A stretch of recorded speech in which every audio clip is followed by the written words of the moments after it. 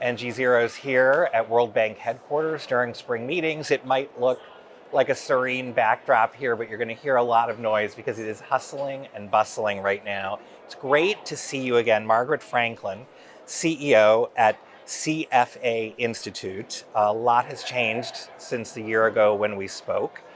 I wanted to start there. I don't want to assume everybody understands what a Chartered Financial Analyst is, so just briefly tell us what that distinction means. Right. So when you think about building portfolios, selecting securities, financial advice, many of them will be a Chartered Financial Analyst, a CFA charter holder. And that really is considered the gold standard for the investment industry. So we're the association that represents that confers that particular designation, and it's globally recognized. We have 200,000 charter holders around the world. And of course, one of the skills required is risk analysis. On a scale of 1 to 10, how risky is this moment? This moment it's a 10. Wow. But maybe not for the reasons that you think. When we think about how portfolios are built, how we analyze securities and how we're going to allocate money, where we're going to put it, we think a lot as markets and as practitioners about predictability and reliability. And we don't have those two conditions right now, and that creates maximum uncertainty. And so it's that is manifesting in real time, colorfully. Looks like an EKG on a daily basis. It does. Yep. So no reliability, no predictability, no stability, and particularly in things like that really affect markets. So what we're talking about here and all the hustle and bustle relates to trade deals, to tariffs, to the kind of things that have real economic consequences for companies and for portfolios. Yeah.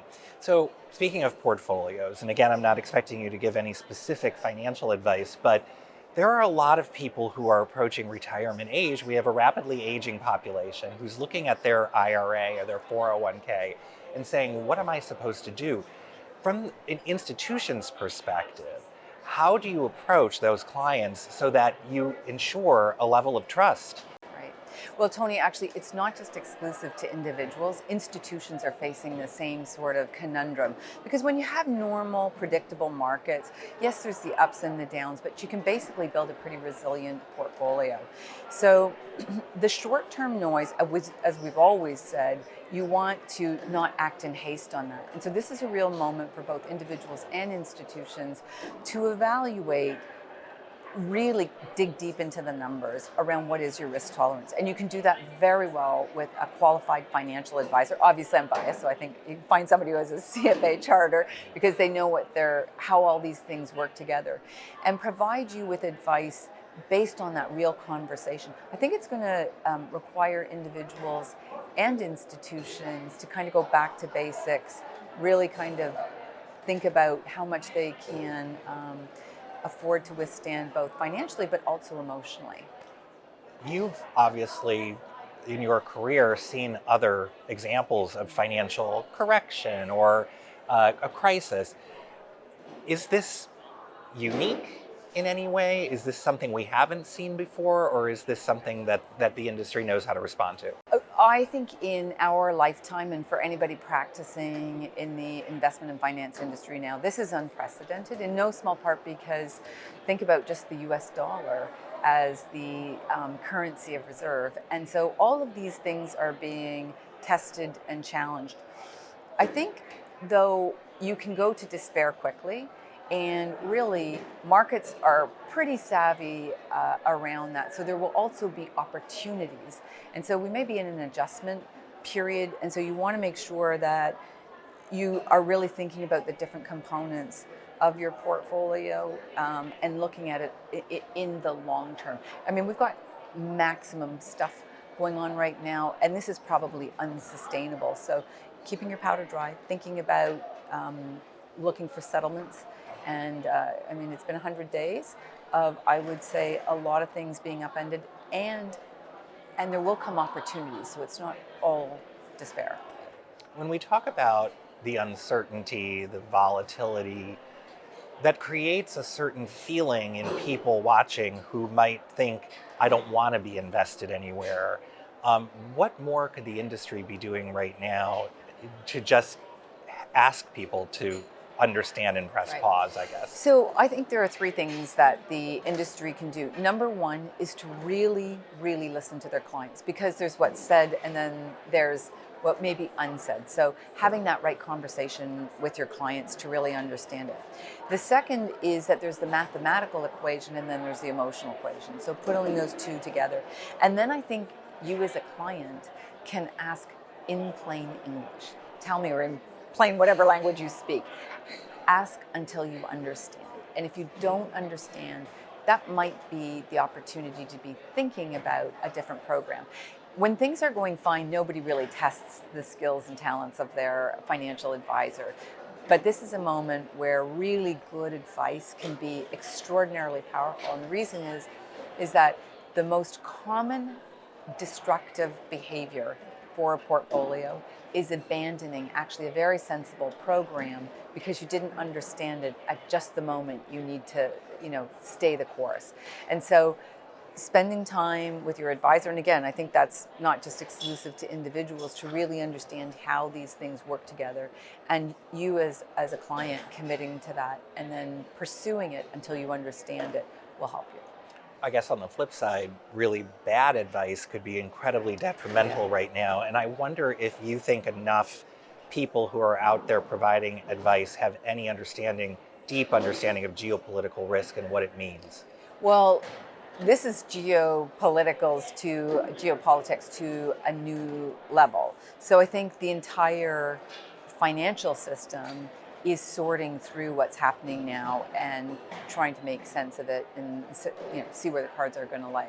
So that's exactly what CFA charter holders do. That's what we're trained to do, is to take the information, understand essentially how is this going to impact cash flows and the security of what we had expected to transpire. And you have to do that in a really analytical way. So your advisor may or may not know that, but somewhere within their system, they will have somebody who does. And I think clients are right to be asking the tough questions and making sure that they get answers that actually respond to it. So, it is maximum uncertainty, and this is a very, very different environment. I want to ask you, you had mentioned this notion of finfluencers and this kind of explosion, really, of people on TikTok and Instagram and other places who are providing armchair financial advice. I shouldn't put everybody into the same category. Some may have more skill than others. But what would you say to the average consumer who's flipping through their feed and looking for that kind of information? Yeah. I think, look, there are really actually legitimate, credible people on there. The challenge that we have with it, broadly speaking, is it's completely unregulated. So you don't actually see where the conflicts of interests are. There's no required disclosures. There's no actual qualification for the person. So we know that actually regulators are deeply concerned about finfluencers and the social media aspect of advice.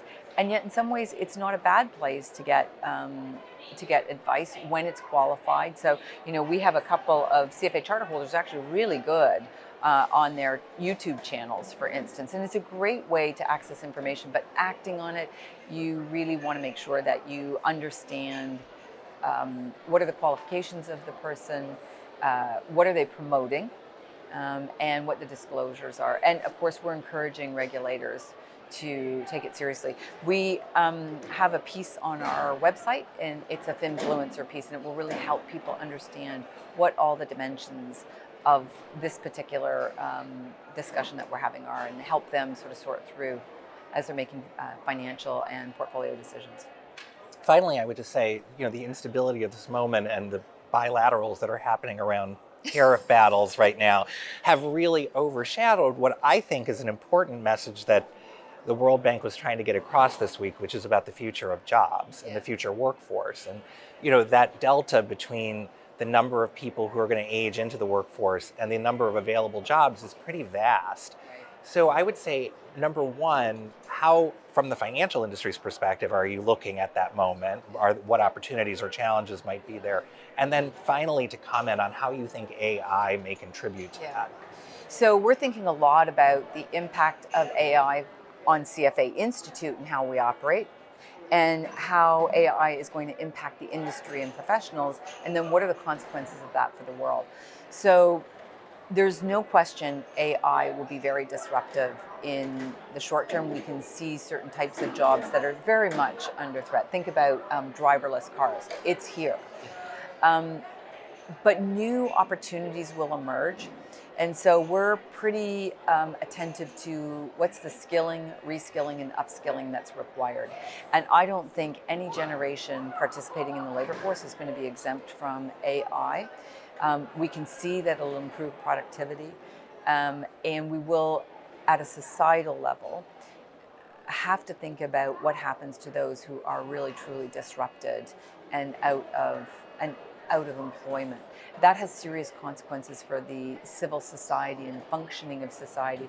And certainly over the last, I would say 15 months, we've seen governments everywhere really grappling with that particular aspect, is what do you do when you, well, there was a conference last summer with all of the AI gurus, and the conference topic was what happens if we're successful in 10 years.